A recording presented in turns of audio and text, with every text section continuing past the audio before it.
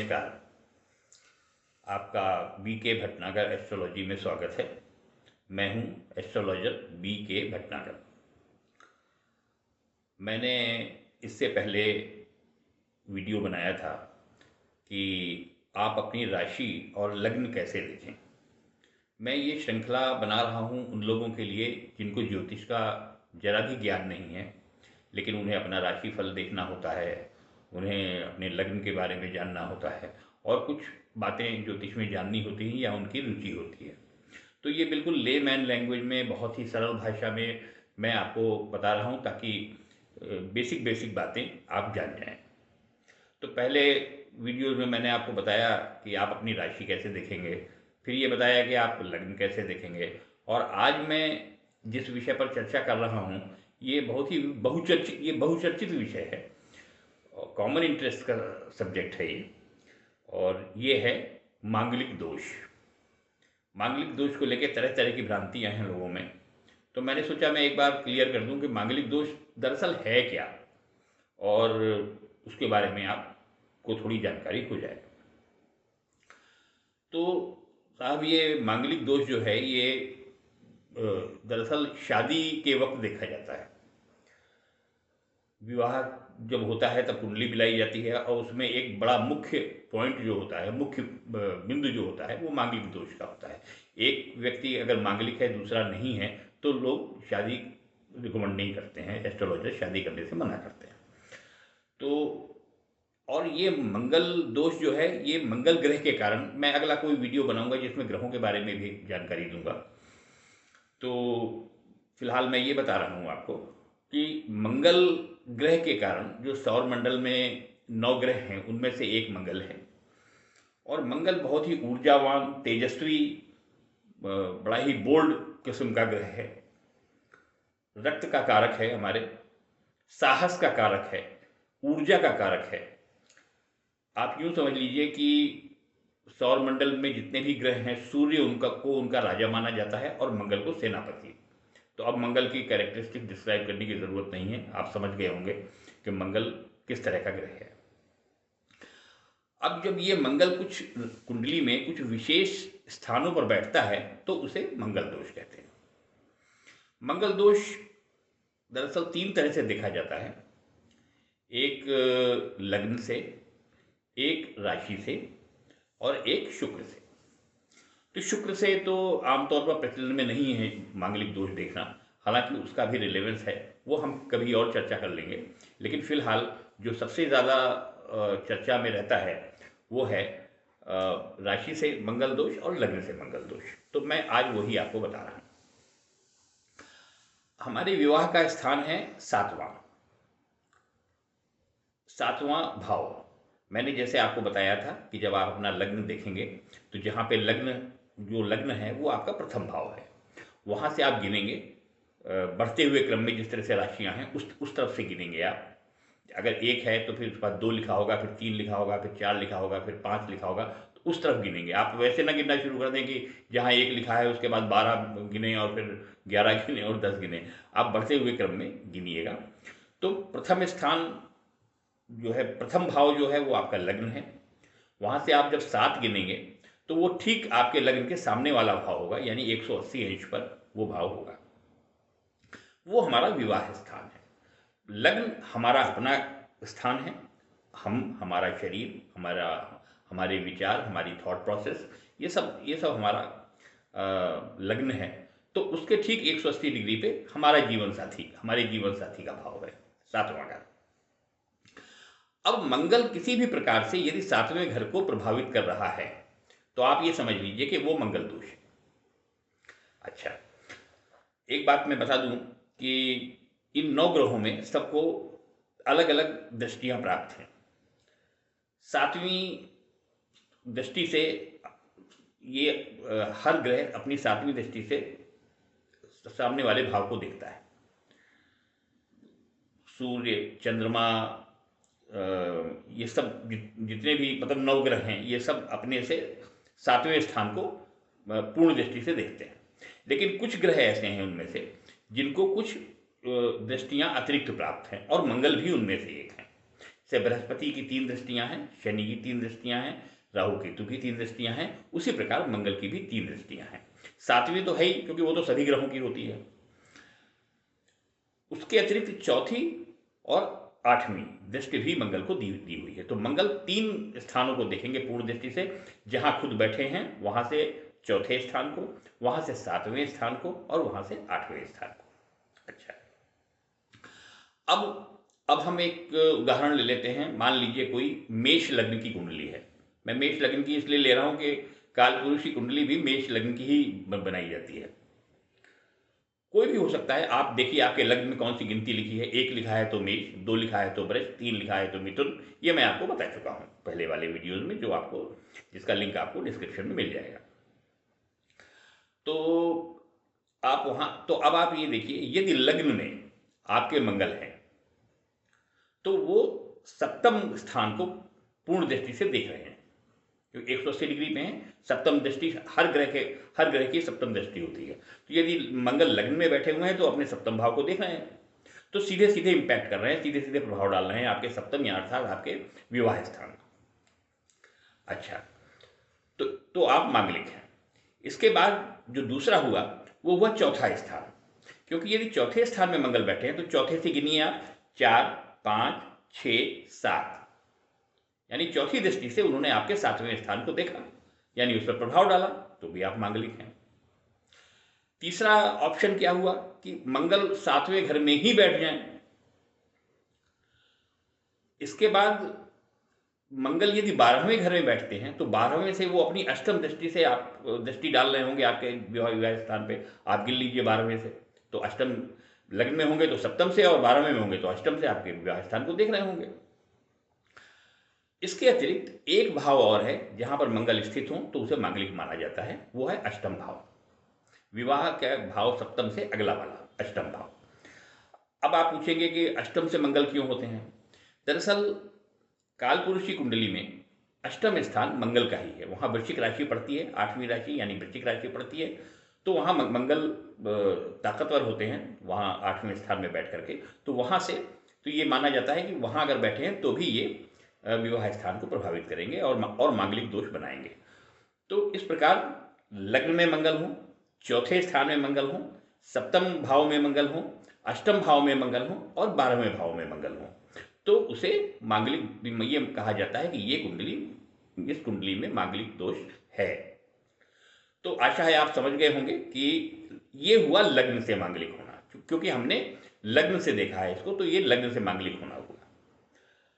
आपको अगर मेरा वीडियो अच्छा लग रहा हो और मेरी बातें आसानी से समझ में आ रही हों तो इसे शेयर करिए, सब्सक्राइब करिए और अपने दोस्तों को भी दिखाइए, ताकि उनको भी ये बेसिक सी ज्योतिष की बातें पता चल जाएं। तो ये हुआ साहब कि लग्न से आप मांगलिक कैसे हैं।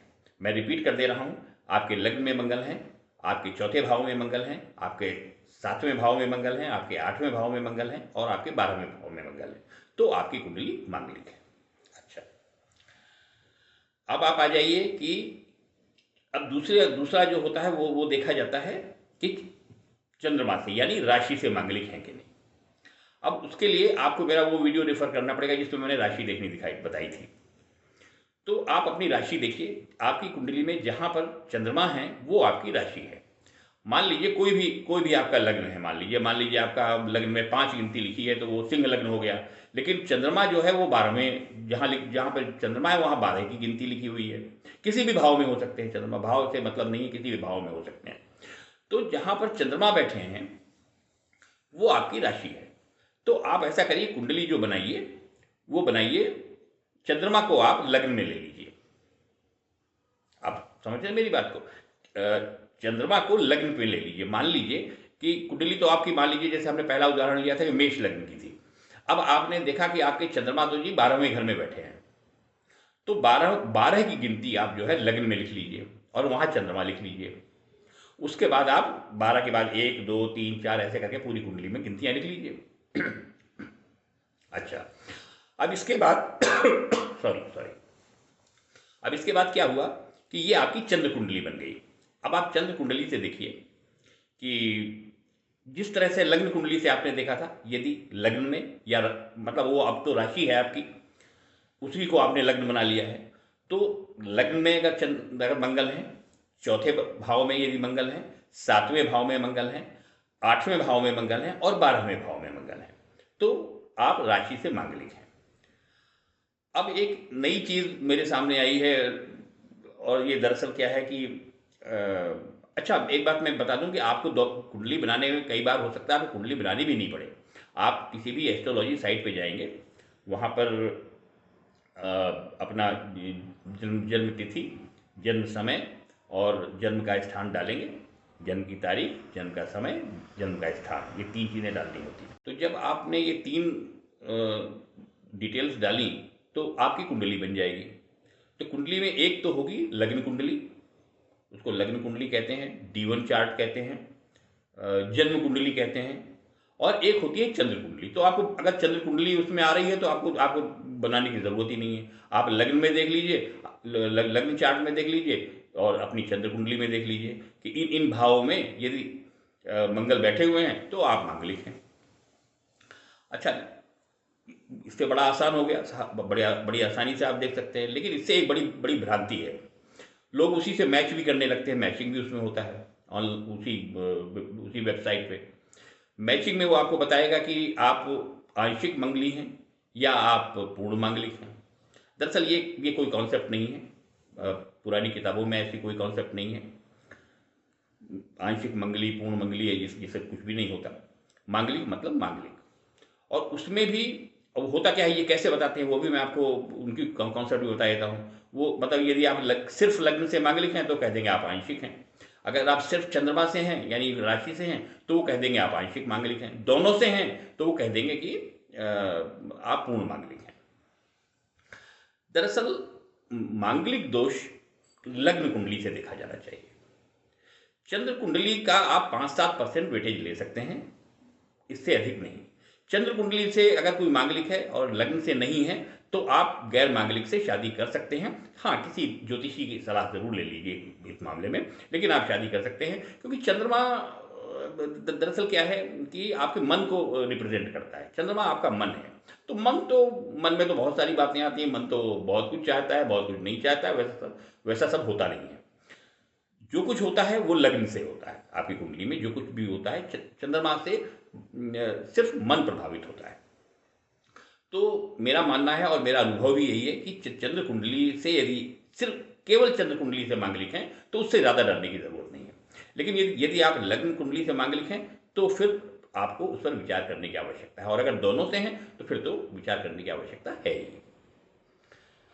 एक बात और कि हम इस तरह से पूर्ण मांगलिक और आंशिक मांगलिक देखने के बजाय हमें मंगल का बलाबल देखना चाहिए। कोई भी ग्रह एक राशि में 30 अंशों तक रहता है। आप कोई भी किसी भी वेबसाइट से कुंडली बनाएंगे तो वहाँ ग्रहों के अंश लिखे हुए होंगे, तो उन अंश से देखिए आप।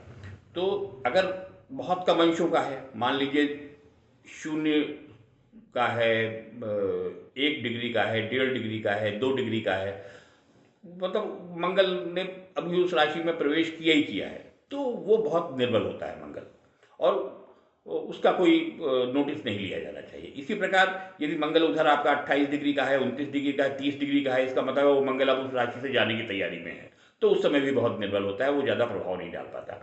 तो मैं तो ये कहता हूँ कि अगर इधर 2-3 अंशों तक हो, तो उधर 28, 29, 30 अंश का है तो आपको तो भी आपको डरने की आवश्यकता नहीं है। आप मांगलिक जरूर हैं, लेकिन वो मांगलिक होना वो आपको हानि नहीं कर पाएगा, क्योंकि मंगल बहुत ज़्यादा निर्बल हो गए हैं। लेकिन हाँ, अगर मंगल पूर्ण शक्तिशाली हैं, 10 डिग्री के हैं, 15 डिग्री के हैं, 20 डिग्री के हैं, तो इसका मतलब है कि मंगल पूर्ण शक्तिशाली हैं और अपना पूर्ण प्रभाव डालेंगे। तो ये तो मैंने आपको बताया कि कैसे राशि से देखना है, कैसे लग्न से देखना है, और कैसे मंगल का बलाबल देखना है। इसको रिपीट कर देता हूँ मैं, शुरू के 2-3 डिग्री और आखिर के 2-3 डिग्री। शुरू के 1-2-3 डिग्री, आखिर के 28, 29, 30 डिग्री इसका मंगल है, तो वो कोई विशेष प्रभाव आपकी कुंडली पे नहीं डाल पाएगा। ये सिर्फ मंगल के लिए ही नहीं, ये सब सभी ग्रहों के लिए है। अच्छा, तो मुझे उम्मीद है कि आप अब अपनी कुंडली से खुद ही देख लेंगे कि आप मांगलिक हैं या नहीं हैं, और अगर हैं तो कैसे मांगलिक हैं आप। दरअसल मुझे जो चीज़ पहले बतानी चाहिए थी वो मैं मिस कर गया, तो वो मैं अब बता देता हूँ कि आखिर मांगलिक दोष हम देखते क्यों हैं, कुंडली मिलान में मांगलिक दोष को इतना महत्व क्यों देते हैं। जैसा मैंने आपको बताया, मंगल एक बहुत ही शक्तिशाली ग्रह है, क्रूर ग्रह है, ऊर्जावान ग्रह है। तो ये सब गुण मंगल जिसकी कुंडली में बलवान होते हैं, ये सब गुण उसको देते हैं। अब विवाह स्थान पे अगर प्रभाव डालना है तो इन सभी गुणों का प्रभाव जो है वो विवाह स्थान पे पड़ेगा। तो इसलिए ये देखा जाता है कि यदि वर मांगलिक है तो कन्या भी मांगलिक हो, तो दोनों के मांगलिक होने से ये दोष नलीफाई हो जाता है। अच्छा,